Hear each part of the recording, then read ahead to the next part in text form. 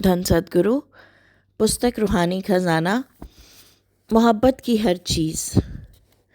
जब हम लोग इस दुनिया में जीते हैं तो अलग अलग चीज़ों से लगाव कर लेते हैं। हम आत्मा होने के बावजूद जड़ता और माया के साथ जुड़ना शुरू हो जाते हैं।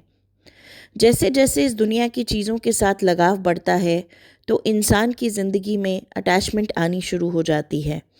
हम चाहते हैं कि कोई चीज़ हमसे छिन ना जाए। अगर हम समझते हैं कि कोई इंसान हमसे वह चीज़ छीन लेगा तो इंसान के दिल में उसके लिए ईर्ष्या या घृणा पैदा हो जाती है। इस कारण इंसान सुख चैन से जी नहीं पाता। तो फिर हम सुख चैन की ज़िंदगी कैसे जिएं? यही महापुरुषों की शिक्षा है, यही रूहानियत का रास्ता है। यहाँ संत दर्शन सिंह जी महाराज फरमा रहे हैं, मोहब्बत की हर चीज़ हुस्न आफरी है, मोहब्बत की दुनिया सरासर हंसी है।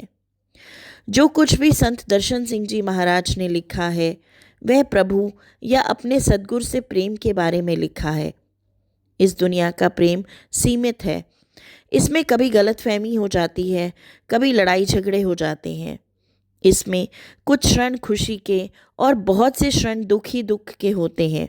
अगर सब कुछ ठीक भी चल रहा हो तो प्रभु एक को उठा लेता है और दूसरे के लिए गम ही गम रह जाते हैं। तो इस प्रेम की बातचीत संत दर्शन सिंह जी महाराज नहीं कर रहे हैं। वह तो उस प्रेम की बात कर रहे हैं जो सदा सदा के लिए चलता जाता है।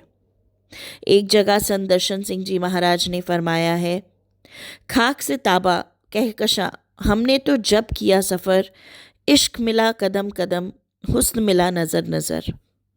इस माया की दुनिया को खाक की दुनिया कहा गया है क्योंकि हम जितनी देर यहाँ ध्यान लगाते हैं हमारा सत्यानाश हो रहा है। वह कहते हैं कि जब इस दुनिया से ऊपर उठें और रूहानी दुनिया में पहुँचें तो हर कदम पर प्रभु का प्रेम हमें मिलता है और वह प्रेम बढ़ता चला जाता है।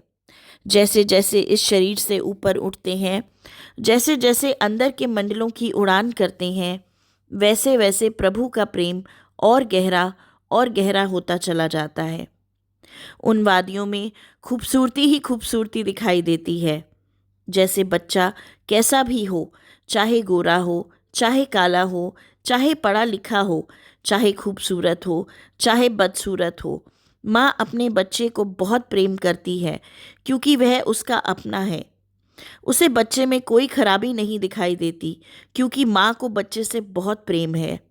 ऐसे ही जो दिव्य प्रेम है, जो हमारी आत्मा का परमात्मा से प्रेम है, जब वह प्रेम हमारे अंदर जागृत होता है, जब हम उस प्रेम की दुनिया में जीना शुरू कर देते हैं तो हर एक चीज़ हमें खूबसूरत ही खूबसूरत दिखाई देनी शुरू हो जाती है क्योंकि उस दुनिया में सच्चाई, मोहब्बत, प्रेम और खूबसूरती ही खूबसूरती है। संत दर्शन सिंह जी महाराज यहाँ समझा रही हैं, मोहब्बत की हर चीज़ हुस्न आफरी है। जब हम उस अवस्था में पहुंच जाते हैं जिसमें हर एक चीज़ में हमें प्रभु का रूप दिखाई देता है तो हमें यकीन हो जाता है कि कण कण में परमात्मा समाया हुआ है। अगर कण कण में प्रभु समाया हुआ है और उसका हम अनुभव कर पाएं तो हर एक चीज़ खूबसूरत क्यों नहीं लगेगी। प्रभु को हम लोग सत्यम शिवम सुंदरम मानते हैं कि वह सच्चाई के भंडार हैं। उनकी दया से सब कुछ चलता है और वह खूबसूरत ही खूबसूरत हैं क्योंकि उन्हीं से प्रेम उत्पन्न होता है। हम लोग माया की दुनिया में जीते हैं तो उससे क्या होता है?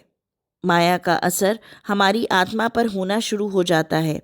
ऐसा लगता है जैसे आत्मा पर धब्बे पड़ गए हों। जब तक यह धब्बे हटेंगे नहीं तब तक हम प्रभु तक कैसे पहुँचेंगे? संत दर्शन सिंह जी महाराज समझाया करते थे कि अगर किसी प्रेमिका को अपने प्रियतम से मिलना हो तो वह क्या करती है? मेकअप, श्रृंगार करती है, किसी ब्यूटी पार्लर में जाती है ताकि वह अपना सबसे अच्छा चेहरा अपने महबूब के सामने पेश कर सके।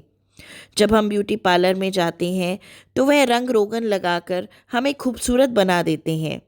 महाराज जी फरमाया करते थे कि अगर आत्मा को परमात्मा के पास जाना है तो हमें किसी दिव्य सौंदर्य प्रसाधक यानी कि डिवाइन ब्यूटिशियन के पास जाना होगा।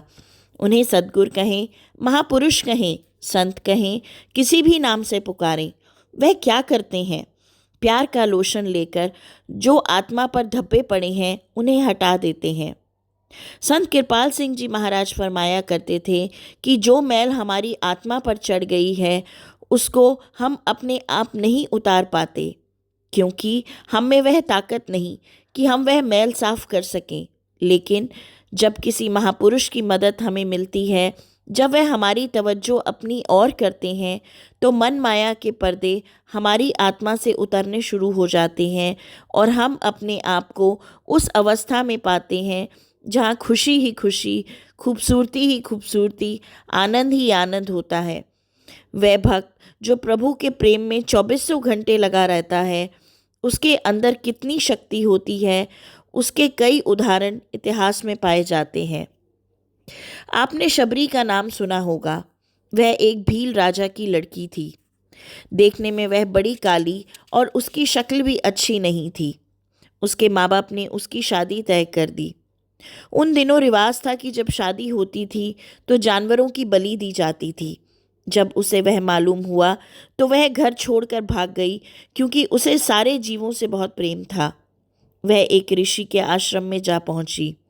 उन्होंने देखा कि शबरी को प्रभु से बहुत प्रेम है, तो उन्होंने उसके लिए एक कुटिया बनवाई और वहाँ वह अपनी जिंदगी गुजारने लगी। वह ऋषि जब अपनी मौत के नज़दीक आए तो वह शबरी से कह गए कि तुम्हें अपनी ज़िंदगी में भगवान राम के दर्शन ज़रूर होंगे। जब हम शबरी की ज़िंदगी देखते हैं तो उसमें कई वाक्य आते हैं। एक वाक्य है कि जब वह झाड़ू लगा रही थी, सफाई कर रही थी, तो एक सन्यासी नहा धोकर वहाँ से गुजरा। उसका कपड़ा शबरी के कपड़ों से छू गया।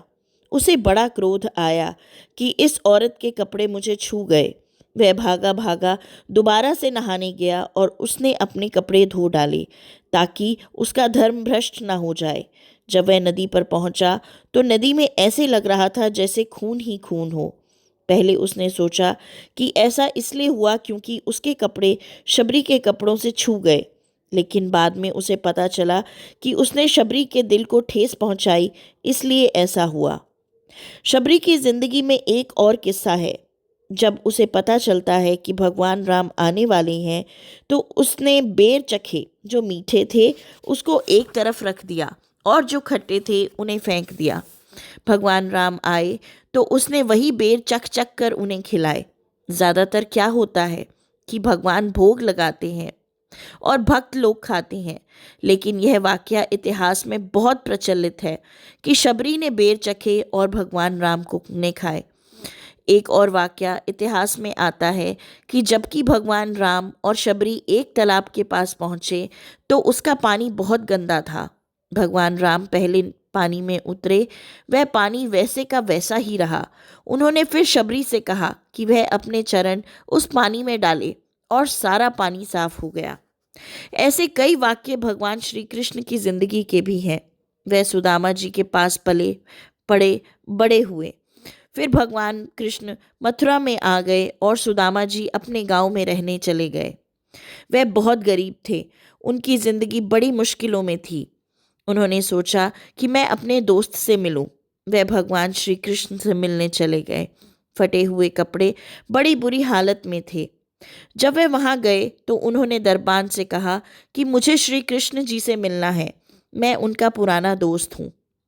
जब श्री कृष्ण जी को पता चला तो वह भागे भागे आए, उनसे मिले, उन्हें गले से लगाया, उन्हें अंदर अपने महल में लेकर गए।